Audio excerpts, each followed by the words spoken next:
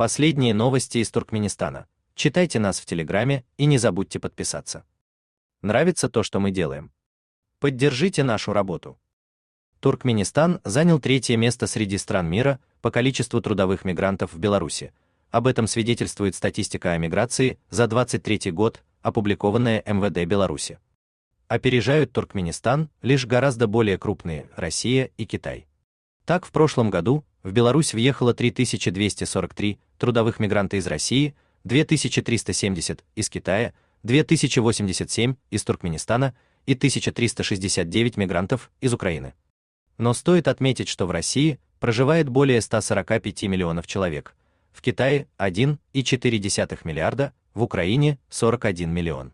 Но с учетом покинувших страну из-за войны, сейчас намного меньше. В Туркменистане же по официальным данным проживает 7 миллионов человек, а по неофициальным оценкам не более 5.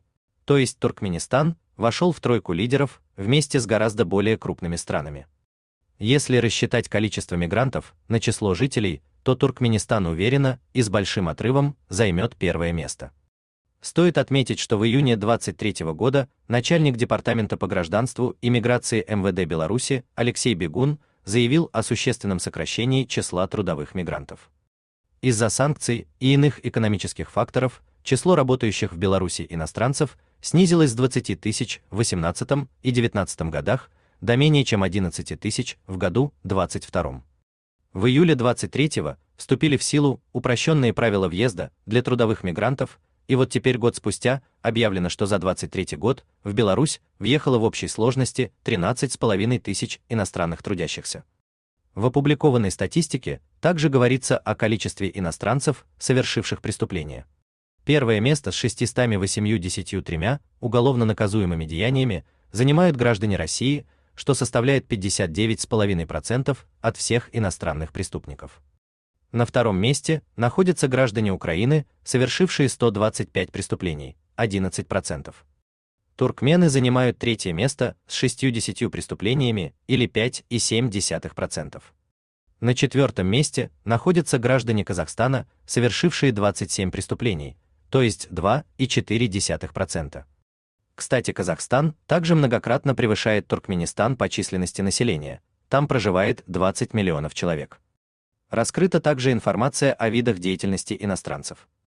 Больше всего туркменов трудятся в сфере обслуживания – 400 человек и рабочими – 287 человек. Для сравнения, у китайцев популярнее всего руководящие должности – 177 человек, а у украинцев – сельскохозяйственная сфера – 174 человека.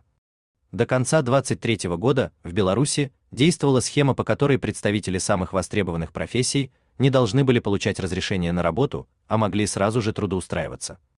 Всего этой схемой воспользовалось 580 иностранцев, из них 187 туркменов стали водителями, 26 врачами, 18 медбратьями, а 9 слесарями.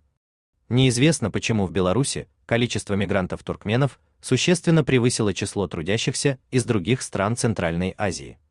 Для сравнения, в той же России мигрантов из Туркменистана многократно меньше, чем из Узбекистана, Таджикистана, Кыргызстана и Казахстана, хотя число уезжающих в РФ из Туркменистана все-таки стабильно растет. До недавних пор главным направлением трудовой миграции для туркменов была Турция, сохранявшая односторонний безвизовый режим, но в 2022 году по требованию туркменской стороны этот режим был отменен. Так или иначе, граждане Туркменистана всегда активно поступали в белорусские вузы. Для многих обучение со временем переходит в трудовую миграцию. Кто-то просто остается в Беларуси после учебы, а кто-то в течение нескольких лет пытается найти себя на родине, но не может и возвращается туда, где окончил вуз. Порой студенты вовлекаются в схемы нелегального заработка, такие как переправка нелегальных мигрантов в Польшу из стран Ближнего Востока. Характерный пример покидающих родину выпускников – те же медики.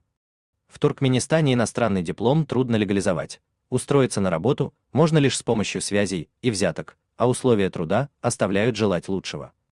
В результате снижается качество медицины внутри Туркменистана, ведь там остаются в основном некомпетентные специалисты.